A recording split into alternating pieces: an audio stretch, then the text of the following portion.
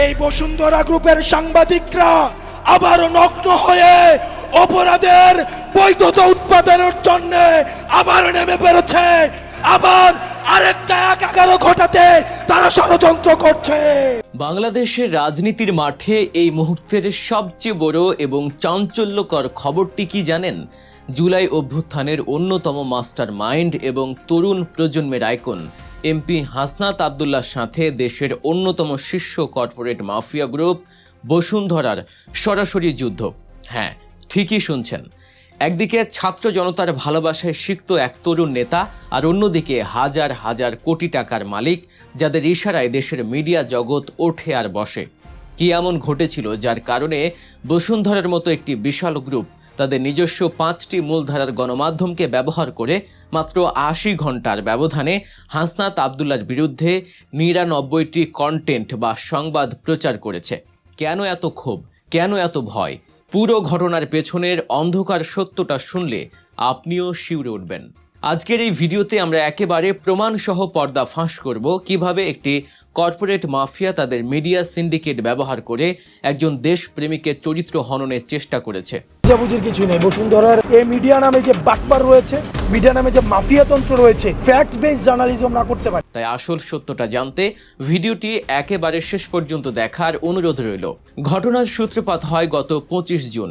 জাতীয় সংসদে বাজেট আলোচনায় অংশ নিয়েছিলেন হাসনাত। সেখানে তিনি এমন একটি বিষয়ে কথা বলেন যা বাংলাদেশের রাজনীতিতে রীতিমতো নিষিদ্ধ একটি বিষয়। তিনি সরাসরি বসুন্ধরা গ্রুপের নাম উচ্চারণ করে তাদের দুর্নীতি, বিদেশে টাকা পাচার, মানুষের সম্পদ দখল এবং তাদের বিরুদ্ধে থাকা দুর্নীতি দমন কমিশন বা দুদকের মামলায় কোনো অগ্রগতি না হওয়া নিয়ে চরম ক্ষোভ প্রকাশ করেন। তিনি সংসদে দাঁড়িয়ে অত্যন্ত সাহসিকতার সাথে প্রশ্ন তোলেন, বসুন্ধরার বিরুদ্ধে কেউ কথা বললেই কেন তারা তাদের মালিকানাধীন মিডিয়াগুলোকে ব্যবহার করে সেই ব্যক্তির বিরুদ্ধে অপপ্রচার চালানো শুরু করে? ব্যাস, হাসনাত আব্দুল্লাহ যেন ঠিক মৌচাকে ঢিল মেরেছিলেন।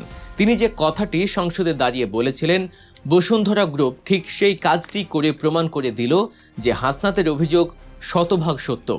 হাসনাতের ওই বক্তব্যের পরদিন সকাল থেকেই শুরু হয় বাংলাদেশের মিডিয়া ইতিহাসের অন্যতম নোংরা এক অপপ্রচারের খেলা।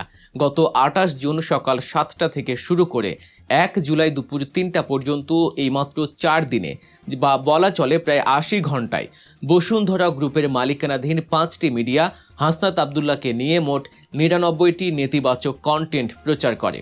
চিন্তা করতে পারেন, একজন মানুষের বিরুদ্ধে মাত্র 4 দিনে 99টি নিউজ। এর মধ্যে কালের কণ্ঠ একাই প্রকাশ করেছে 76টি কন্টেন্ট, যার মধ্যে ছিল 35টি ভিডিও, 11টি সংবাদ প্রতিবেদন এবং 30টি ফটো কার্ড। এছাড়া ডেইলি সান প্রকাশ করে 9টি, বাংলাদেশ প্রতিদিন 5টি, বাংলা নিউজ 24 5টি এবং নিউজ 24 প্রকাশ করে 4টি কন্টেন্ট।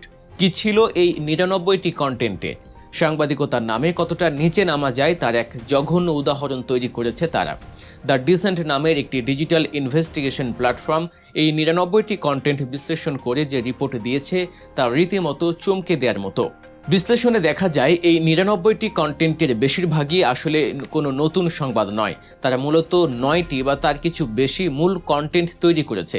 এরপর সেই একই নিউজ, একই শিরোনাম, একই বক্তব্যকে ভেঙে ভেঙে কেটে কেটে অডিও, ভিডিও, ফটোকার্ড এবং ইংরেজি অনুবাদ বানিয়ে বারবার তাদের 5টি প্ল্যাটফর্মে প্রচার করেছে।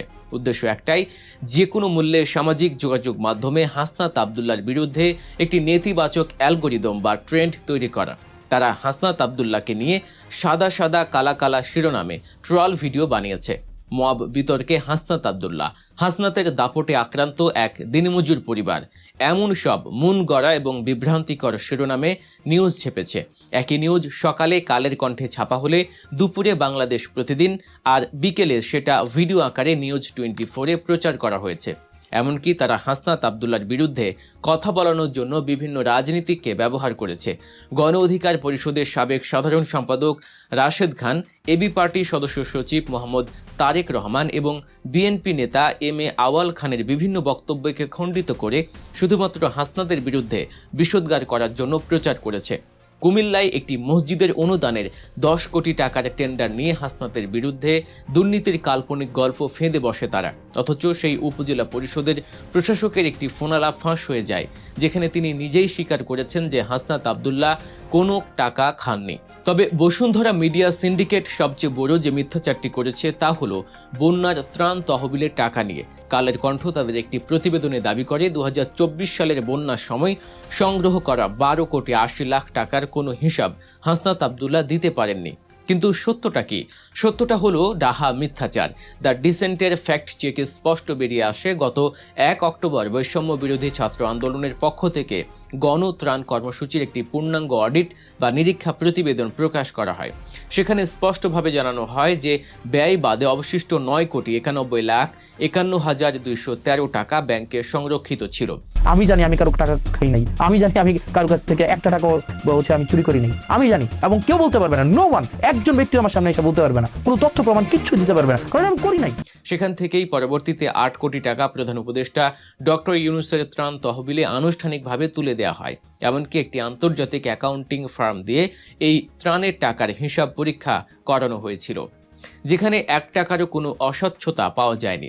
অথচ বসুন্ধরার মিডিয়াগুলো এই সত্যটা জেনেও শুধুমাত্র হাসনাত আব্দুল্লাহকে জনগণের চোখে ভিলেন বানানোর জন্য দিনের পর দিন এই ভুয়া খবরটি প্রচার করে গেছে।